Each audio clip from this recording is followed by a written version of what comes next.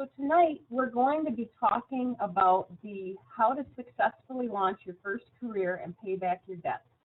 The goal of this is focused primarily at graduate degree students finishing up an advanced degree, but undergrad as well. And we're hoping that you get some takeaways, not only hints about as you enter that workforce as a millennial, but also some goals on how to financially set yourself up and be thinking budget conscious, etc. So as you walk down the aisle with your mortarboard on, you're going to be going from this and hopefully not off the cliff. But what will be coming with you, and most of you have some five-figure student debt loan, or if you're in a graduate program, you likely have a six-figure debt load. So we're hoping to ease your mind this evening to show you how you take that and turn that into a wise budget. And ultimately, if you are successful in implementing this, you will have financial freedom. And the goal is to plant some thoughts with you for the rest of your life. How should you be thinking at this point in your career? So the topics we're going to touch on are some workforce psychology, understanding your student debt options, budgeting 101 for the young professional, the importance of a financial plan, now and for the rest of your life. Generational workforce differences. I was recently at a TD Ameritrade conference and had the honor of hearing Malcolm Gladwell address our group. And he addressed this in a financial setting, but it just resonated with me when we were in the midst of developing this webinar. So as you folks enter the workforce, we have as many millennials entering the workforce as baby boomers retiring. But more than likely, as you enter, you will be working for a baby boomer in some facet of the company or organization you join. So I wanted to share some of his thoughts with you. The first is baby boomers, as you know, think much differently than yourselves, and they have a closed structure. You'll probably be entering that type of system. It's more centralized, rigid. It has rules and codes, and primarily is being run by strategic decision makers. However, the millennials, which you're a part of, are coming in with the thought of an open structure, decentralization, you're flexible, lack of organization is fine with you, and you're really used to working with no hierarchy. So you have these two different concepts, and it's just wise to understand the differences. Possibly as you share ideas, you might want to think of how that baby boomer might interpret what you're trying to explain to them. The other things I want to do, we obviously come from a financial standpoint here at Foresight Capital Management, is the amount of savings that you need to be thinking of. It's funny, as you start your career, but you obviously need to also be thinking of your retirement someday. And I can't tell you how many advanced degree people we work with. Many of them are doctors, lawyers, and so forth, company owners, and they pour their heart and soul into their job, and they just seem to never think about saving for retirement. So the rule of thumb is, and there's been many studies of this, you need to be saving 10% of all of your working wages from now to the rest of your life if you want an increased likelihood of successfully saving for retirement. So you will see we have built into this budget this concept, and it will be surprising to you that everyone can do this. You just need to think about it up front. Investing actually requires a hierarchy. It does require centralized decision makers. Now this is investing, so this is when you finally have some discretionary income to actually invest in the market and even in your 401k if you invest in your retirement. It has fixed investing principles. High organization and planning is required. Listening is a requirement, and everything cannot happen now. So this, again, is a psychological thing that you need to be thinking about. Investing is a long-term horizon. It takes time for those investments to grow. So the next 10 years, what is critical to you? I think it's very critical to have a budget, and this will be a takeaway from this evening. Stick to that budget. Slowly grow your newfound money and grow your lifestyle into that money and salary. And we're going to show you what happens after, 5 and 10 years and so forth. The BMW might have to wait a few years. However, the budget needs to include reasonable young professionals lifestyle with fun and entertainment built into it. So we've taken into account how millennials think. And you also need to be thinking of budget-wise vacations. I think vacation can be part of your life, but hey, backpacking is great. We went to Alaska that way, and you can think of little vacations that way. Dinners out, this is an old concept of progressive dinners with friends, long weekends, that kind of thing. So repaying your loans, the topics. This is what I think a lot of you are interested in. I want to say that the information that we're going to share with you tonight is ever-changing. We find that the loan service providers, such as Sallie Mae and some of the banks, they're very open to questions. So as you get ready to be making a decision on how to pay back your loans, I highly recommend that you call that loan service provider and actually get someone on the phone so that not only what you're reading, you're also being able to ask questions along the way. So this is the information we're presenting as of the way the laws are written today. So the topics, the interest rates and payments, entering the repayment period, repayment incentives. Those are key. We're going to give you hints how to get some of those incentives. Repayment plans. Again, how to think about what repayment plan option is best for you. I also want to mention, keep in mind that if you start in one repayment plan, they're very flexible and you can always change to a different one. So understand that concept. Making your payments. So getting started, the types of loans. There are direct and federal subsidized. There are direct and federal unsubsidized, and there are direct and federal plus loans. And those are the three tiers for the bulk of all the loans out there. Tonight we're going to concentrate on the direct loans. These are direct loans that will be paid back to the government. The bulk of you have direct loans, but a few of you, if you look at your loan paperwork, might have federal loans. These are FEL loans. They might say FFEL, FEL loans. That just means that they are serviced by a bank or another financial institution. And we're going to give you hints if you ever need to convert a FEL loan into a direct loan. There are ways to do that using consolidation. So if you want to take a little note on that, if you have FEL loans and you need to convert them to direct, there is a way to do that through the consolidation step. All of our screens after this will be focused on direct loans. The direct loans are borrowed from and repaid directly to the federal government. FEL loans, as I mentioned, are borrowed and repaid directly to a bank or other private investor or lender. How do they affect me? Well, the major difference between the types of loans is how the interest is calculated. So subsidized loans are the first loan that you borrow. It's sort of a given for everybody. It's usually a smaller loan, like $8,000 or $9,000 each year. The federal government pays the interest while you are enrolled in school and during your grace period. Unsubsidized and plus loans, the borrower is responsible for paying the interest starting from the first disbursement date. So if you sign into your loan area, you will see that accrued interest is just calculating, and sometimes you can blink and watch it calculate more interest. So these are computing from day one.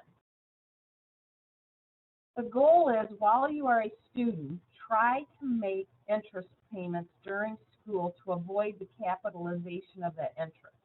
If you are able to do that, we highly recommend that.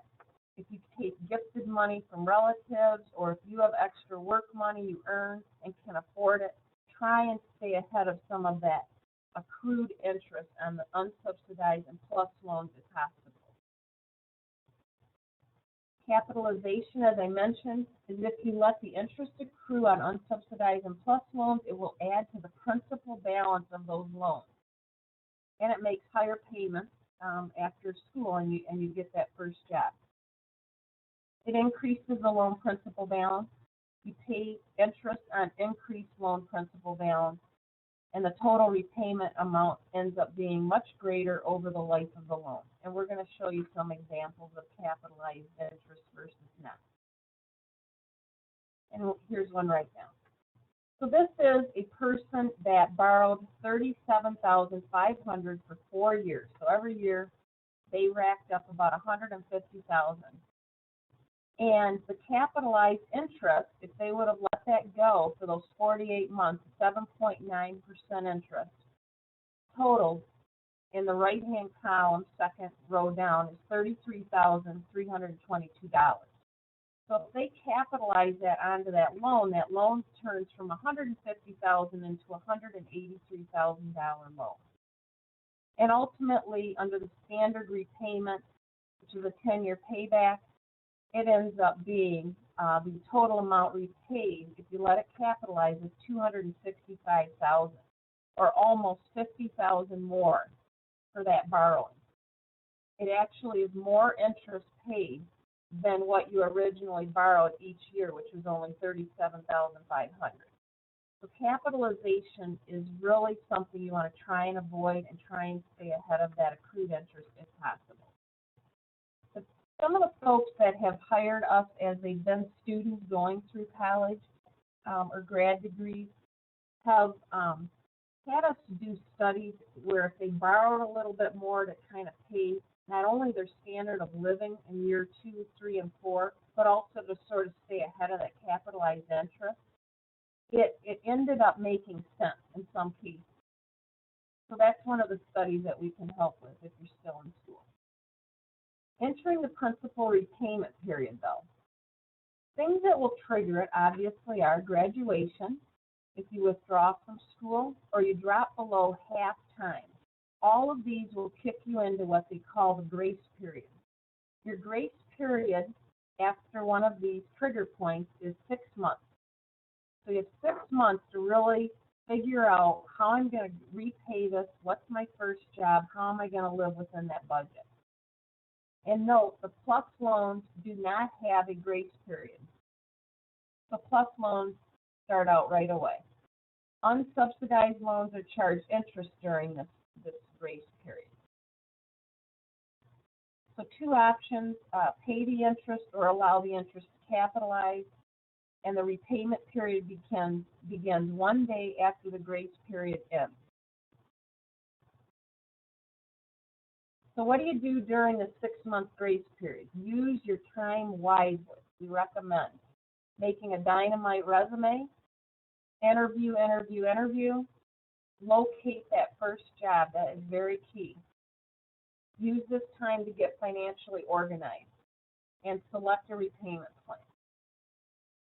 And the other thing is make the budget and stick to it. So interest is not charged on subsidized loans and continues to capitalize on unsubsidized for 6-month grace period. But remember, the plus loans, there is no grace period, so those will start to have payments due. Now, repayment incentives. These are for direct loan programs only. So remember when I said we're talking about direct loans, you pay them back to the federal government, but some of you might have the FEL loan. These repayment incentives are not necessarily available to the FEL loan holders. So one is automatic withdrawal payments. We highly recommend when you set up your repayment for these loans is to have the payment automatically deduct from your bank. You, chances are, will receive a 0.25% interest rate reduction for doing that. Now, I highly recommend having that checking account or whatever you're going to hook this up to with auto payments. Have that protected with a savings account or overdraft protection, because you do not want to have a default payment for one of your repayments. Be sure to make all of your payments on time. The first 12 are critical. They are watching you. Uncle Sam is watching you, those first 12 payments. You want those made on time and made accurately. This 12-month payment, this first 12 months is critical, and it's so critical that you could get an interest rebate on top of the 0.25%. You will be contacted by your loan servicer if you qualify. So they are going to be watching you, but if you are good and make those payments, chances are you're going to even get an additional interest rate rebate. Now, for the FFEL lenders, if there are people that have these FFEL loans, you should also call those banks and those servicers and ask them if they offer similar incentives. Some of them do. So it's a hint to please, go out, reach out to them, and ask them. Now, your repayment options. If you do nothing, it is going to default to number 1, which is the standard repayment, and you are going to have fixed payments for 10 years. So whatever you owe, they're just going to divide it by the 10 years, divide it by 12 months, and start kicking in these default payments. This probably for at least graduate degree people or 6-figure debt holders is not something you want to have happen. So there are other options. There's graduated repayment. Again, this is a 10-year, but it has a big balloon payment. That probably isn't the greatest either for most. But a hint on this is if you select the standard payback, you can always pay back faster. So if you happen to get a raise or a promotion unexpectedly, you can take that extra earnings and pay down on these debts and still be under the standard repayment, for example. So I don't necessarily see a lot of benefit in the graduated repayment plan. Extended repayment plan is similar, but they just amortize it over 25 years, and it can be a fixed or graduated payment. So this is just extending out the payment plan. But number 4 has a lot of merit, and we are going to be focusing on this one. It's called Income-Based Repayment Plan, or for short, IBR. Now this is a 25-year payment based on your income. So it grows with your income. And what's neat about this is you have to apply for this every year. This is a hint. You have to apply for this every year. But what you can do is you can use an alternative method for proving your wages. Most people think they have to send in their 1040, which is their tax return. However, if you're married, you're going to have a dual income household, and Uncle Sam gets to see 2 incomes, and they're going to base your IBR payments on your debts based on the 2 income family. The hint here is IBR lets you use the alternative method, and each household member, if they have debt, each one gets to send in their W-2. So you don't have to show what your spouse is earning because that would be included in how this IBR is going to pay back your debt. Now this is going to be very important for people, especially a dual income family, that both have debt. So hang on to that thought a moment. Number 5 is pay as you earn. Now, this is something I think a lot of the young graduates have heard about. However, we have discovered that this is not available if you had any direct loans before October 1st of 2011. If you didn't have all your debts paid off or you had any borrowings, you cannot get pay as you earn. So another hint is, whoever's listening, is this pay as you earn is a great deal because it amortizes it over 20 years, only 20 years, but it's only good for the freshman class for the most part of 2012 because the first borrowing could not happen until after October 1st of 2011, and most students start in the summer or fall of 2012. So this is good for freshmen entering into college or in graduate degree that have not borrowed anything, nothing on a direct loan at this point, and they take down their first borrowing, they're going to get to be the first group that gets pay as you earn. Now, the downside of pay as you earn is that, yeah, you get 20 years to pay it back, and you're going to get a lower percentage, only 10% of your pay is taxed for payback, where IBR, 15% of your pay is taxed for payback. But the pay-as-you-earn people have to show their 1040. So if they live in a dual-income family, both borrowing, one's a doctor and one's a lawyer, one has heavier debt than the other, they get to go over and look at the doctor's pay to help pay back the lawyer's debt, etc. Where the IBRs get to be individuals, even though they're married and might be on the same 1040. So there's some pros and cons to both of these systems. They're both very good, and we highly recommend you look at option 4 or option 5 if you happen to qualify as a freshman this year. Loan consolidation, we're going to give you some hints on this, but we do not recommend doing loan consolidation from day one. We recommend starting out with an option 4 or 5 if that works, and if you're lucky enough to handle, the standard repayment, certainly pay off your debt in, lower time than stretching it. But loan consolidation has some benefits, especially if you need to stretch those payments for some reason, or you are a FFEL loan holder and you need to convert them to direct loans. The consolidation number 6 will be your method to do that. So the aha here is that, everyone's looking at 10 to 30 years, more than likely to repay your loan.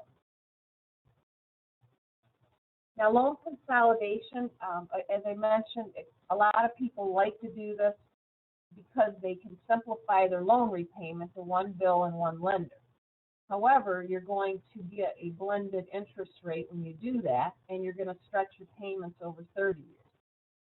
And you're going to lose some of your incentives that might have been given to you, like your interest rate savings for paying on time.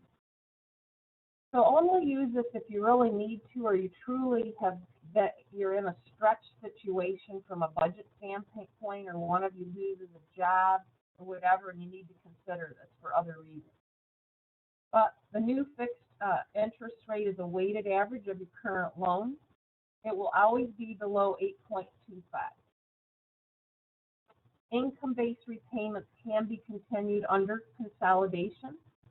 Now that was that number 4, that IDR. A lot of you are going to be focusing on that income-based repayment. But if you had to consolidate, you can still keep the IDR going. If you already have direct loans and you consolidate, you may lose some of those repayment incentives. In other words, when they compute that interest rate, they might take back that 0.25% they gave you, or that other interest rebate that they gave you. And as I mentioned, if a FFEL loan holder has to convert to a direct loan, and the reason a FFEL loan might have to do that is if they start to work for a 501c3 and they want to work 10 years there in order to get their debt forgiven. And they have these FFEL loans, there's a way to convert them to direct loans by using the consolidation. And that way they could then go work for a public service hospital or community 501c3 organization for 10 years and have the rest of their debts forgiven. So that's another hint for a FFEL loan holder. So this is something that we would send to you. This is a little summary, kind of recapping everything we've said about the different loan systems, repayback. But as I mentioned, the stars down here are going to be the IDR and the pay-as-you-earn. If you qualify for pay-as-you-earn, I highly recommend doing that. Most of you are going to qualify for IDR, and that's the one we're going to focus on this evening. So studies of debt to income for starting salaries for doctors. Approximate starting salary we find is $45,000 as you enter residency. Your approximate debt load is about $166,750. That's the average. MBA grads, approximate starting salary $90K with a debt load of $75,000, and lawyers starting pay about $55,000 and debt load of about $78,600. So that's what we're dealing with, is how do we get those debts repaid and start that career on a starting salary. So the IBR is the income-based repayment calc. How does this work? The monthly payments will be 15% of your discretionary income. We're going to describe what discretionary income is. And this is where some saving for retirement is going to make sense. Discretionary income equals your adjusted gross income. AGI means adjusted gross income, minus 150% of the poverty line. So the poverty line right now is $16,755. So an example I'm going to use is the doctor, the resident. $45,000 salary, their annual debt repayment would be about $3,562, or $297 per month, if they triggered the IBR repayment plan. So this income-based repayment allows for an affordable debt payment while you build your career. And it doesn't stress people out. That's why we like the IBR. So the sample we're going to use again is a medical professional starting that first year budget. They just graduated. They're entering residency on an annual salary of $45,000. Notice what we got is the second line item, a 401k contribution. So if you work for a hospital, it might be a 403b contribution. And if the hospital won't let you participate, then you want to contact us for a financial planner and start an IRA. Start an IRA and put away 10% of your salary. It's $4,500. Again, I want to mention that we have lots of experience working with medical professionals, lawyers, and successful business people. And I can't stress enough the importance of contributing to that retirement plan from day one. Don't forget it, and always have it part of your life. There are people that are earning, $350,000 up to $1.2 million a year that are our clients, and they have forgotten in their early years to put away a little bit of money, and they are regretting it to this day because they have lived and they've grown into a very large lifestyle. However, to support that in retirement, it has to start way back when they made $45,000 as a resident. So it is extremely important to think about that 401k contribution or IRA. Estimated taxes paid is $6,155, and it comes down to this estimated net spendable salary. Okay, $34,000 now is this budget that we're working with. And we go through with the IBR payment of $3,562, because again, it's based on your AGI after you pay in a 401k contribution, for example. Then you have rent, and we assumed average about $1,000 a month. Food, a car payment, car insurance, utilities, gas, your cell phone, very important, cable and internet, and some entertainment money. And they actually end up with about $800, which is not a lot. It's a tight budget. But again, you need to be thinking very budget conscious. Then we estimated what is going to happen to that debt load. The doctor, as you remember, has an average debt load of $166,750, which is the second column of this the right-hand chart. So in the beginning years, they're paying this little measly IBR payment of a little over $3,000, and you'll actually see that the payment isn't even covering the interest. It's not even paying anything towards principal. In fact, the debt load is actually growing under IBR during residency. They're just barely pecking away a little bit at some interest payments. But after they come out of that residency and they get that first salary, which averages about $212,000, now they're making an IDR payment that is starting to make a difference. And it's actually paying almost $10,000 or $9,600 towards the principal. And you will see, lo and behold, after 16 years, this young doctor has successfully paid off their loans in less than 20 years. So that is how IDR works, and that is actually how the money would flow into repaying those debts back. And again, it's only 15% of your salary as your income grows through your career. Now, 5 years down the road, we're taking a look at these budgets again. Okay, so we've got the doctor, the MBA, and the lawyer all coming out of those first 5 critical years of really launching that young professional career. Doctor's out of residency, MBA might have a promotion by now, and the lawyer's got some nice clients and is moving along in their career. So now they got a nice payment going into that 401k. Okay, again, 10% of your pay into the 401k every year. The payment of taxes, your spendable salary, and look at the IDR payments in there. It's a nice, in every case except the lawyer, it's a 5-figure payment. So look down here. They now have, congratulations, you now have discretionary income, and it's sizable. So the doctor's maybe at $85,000, $31,000 for the MBA, and the lawyer's maybe at $20,000. Now's the time to start thinking of the upgrades and the things you've been dreaming about. We got an Audi, a wonderful vacation, and a hot place, and upgrading the home. So we're looking at, those first 5 years, you really need to think about sticking to that budget. But it's not far down the road, and you're going to have some awful nice things. So the special mortgages, I want to mention this, especially for medical and dental professionals. If you are thinking of buying a home, or soon will be, you can get 100% financing.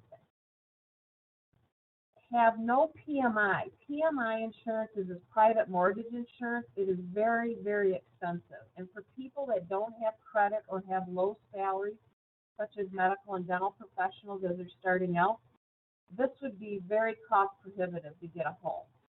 They have waived it. You will not have to have PMI insurance. There will be no origination fee. This could rack up to be $2,000 to $3,000 at closing. You're going to save that. No origination fee. And you will also be given favorable interest rates. So as the world is getting, close to 3%, maybe the high 2s, you might get 2.5% interest rate. So this is something to think about if you are in any of these specialties, and you can see them here, the doctors, DDS, MDs, DOs, ODs, and so forth. All of those folks qualify for these special mortgages. So again, be sure that you ask if you are thinking of purchasing a home. Now, changing your repayment plan. Remember I said they're flexible?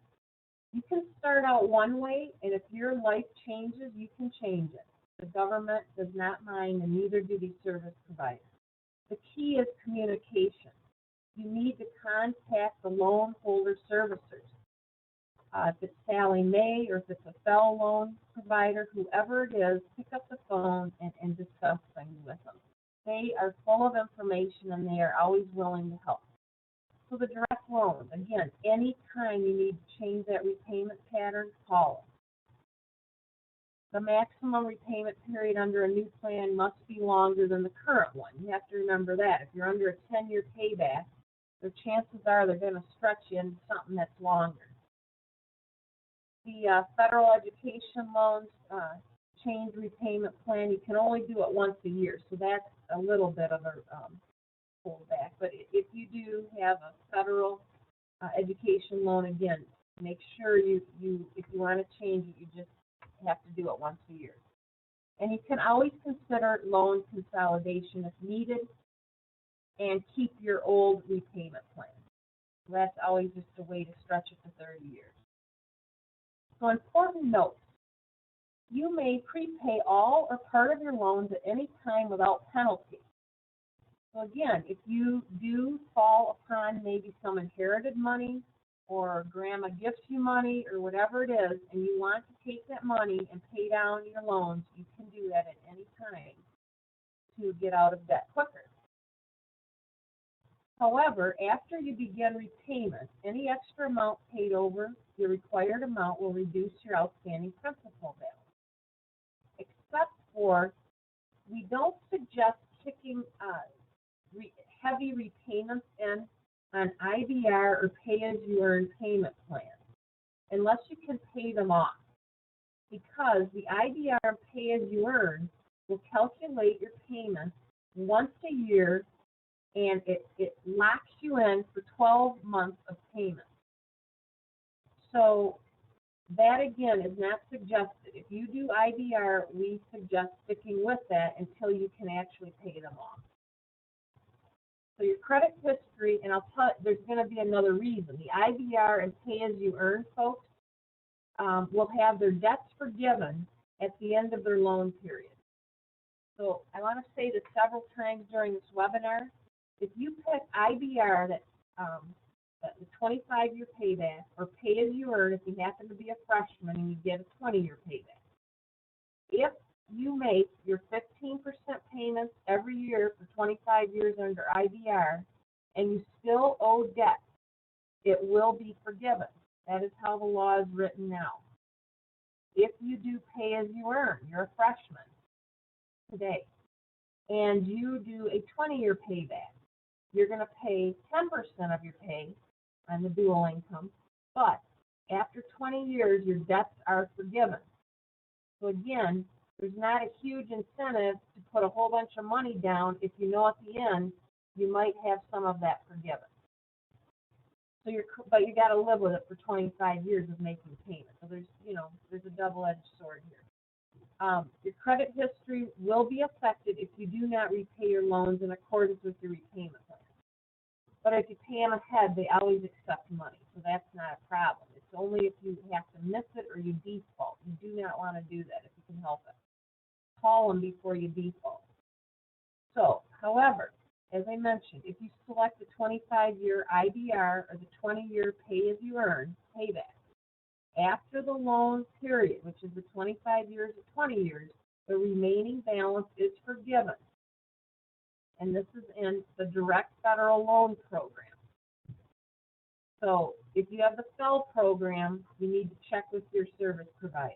But currently, and we have checked this with many of the service providers on the direct loans, the debt is forgiven if you don't have it paid off at that point. So what if a life event renders me unable to pay my loan? There's two things. One is deferment. Again, you're going to have to call them up and discuss it, but a period in which repayment of the principal balance is temporarily postponed if you can't meet the repayment. During deferment, the government pays your interest and subsidized loans, and for unsubsidized and plus loans, the borrower is responsible for paying the interest as it accrues during deferment. So that's the only thing you'd have to pay if you got qualified for deferment. Forbearance is another term. This allows you to postpone or reduce your monthly payments for reasons such as financial hardship or illness. This is if someone loses a job or becomes medically ill and can't work. You are responsible for paying interest that accrues during forbearance on all loans, including the subsidized. So again, be proactive. Always communicate with your loan service provider if one of these life events occurs. Public Service Loan Forgiveness. Now this is the PSLSP program, and most of you have heard of it. It's where your loans are forgiven, the forgiveness of the remaining loan balance if you serve in as a public service employee. The eligibility, again, it's 10 years, and it has to be a qualified public service organization. So this has to be a 501c3. That's the IRS code. If you want to jot that down, a 501c3 organization.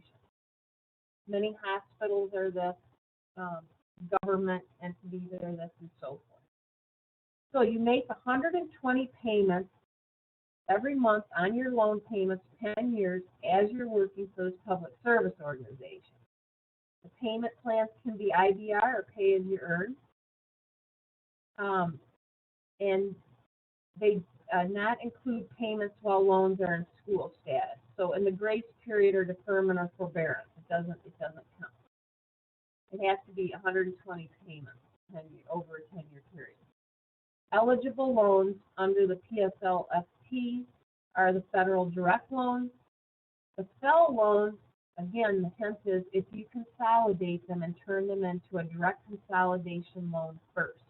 So the key is, if you have FFEL loans, they're tricky, and if you're going to go work for a 501c3, even as a resident, you might want to consolidate them before you start accepting that first paycheck, so that your 120 payments start counting immediately. After 120 payments at a public service organization, you submit the PSLFT Act, check with your employer before assuming loan forgiveness qualification. So again, ask that service provider that you're working for, do you qualify for the public service 10-year forgiveness? These are some of the organizations, any federal, state, or local government, any nonprofit organization tax exempt under 501c3 of the IRS code. The type of nature of employment does not matter. You can be the receptionist at that. You can be the doctor. You can be the Department of Energy worker. It doesn't matter what your job is. The type of services that are provided by this does not matter. It's just that it is one of these organizations. You owe direct debt, and if you work there 10 years, they are going to forgive that debt at the end of that period. But check with your employer, and I would also check with your loan service provider before you assume you're working for one and it's going to be forgiven in 10 years. The other program I want to mention is the Teacher Loan Forgiveness Program. A portion of loans up to $17,500 are forgiven under direct or FFEL. And these are loans, again, that were taken out after October 1st, 1998. They may be forgiven. You have to teach full-time for 5 consecutive years in a low-income elementary or secondary school or a low-income educational service agency. Again, you want to seek pre-approval from the school facilities and the loan services before you assume you're going to have these debts forgiven. Tax benefits for education. Most of you that have done 1040s as you've been going to school know this, but if you haven't or you need to amend tax returns or you're going to be doing them, there are tax credits. Make sure that you, if you have a tax person do your return, that they know about the American Opportunity Credit, Hope Tax Credit, Lifetime Learning Tax Credit. Most of you will qualify for some of that or one of them. Tax deduction. This is key because you're going to be paying college tuition and fees possibly. The fees are deductible, and the student loan interest, okay, as you leave college, you're going to be paying a ton of this. So always take your student loan deduction on your 1040 so that you get that benefit. Now, as we wrap up here, I want to mention, how does Foresight, a firm like ours, we're an investment management firm, how can we help you at this point in your career? I want to mention, Foresight is a fee-only registered investment advisor who has a fiduciary responsibility to act in their client's best interest. We do not accept any fees or compensation based on product sales. Now, as you start to seek out planners in your city and where you're going to work, you want to ask what type of planner they are. Fee only is one that I feel you want to migrate towards. Others are fee-based. It's only one word difference. Fee-based means that they sell products to you and they take commission. So they're not necessarily working in your best interest. A fee-only advisor has a fiduciary responsibility. There's a key difference here, and they tend to be more research-oriented firms. We will, at this point in your career, complete a debt review for you and an analysis of all your loans. We will prepare a debt repayment comparison study. So we'll take those loans and we will show you the repayment structure over several of them or all of them if it makes sense, and suggest a plan that fits your needs. We'll complete a budget for you, and it will be unique to your input.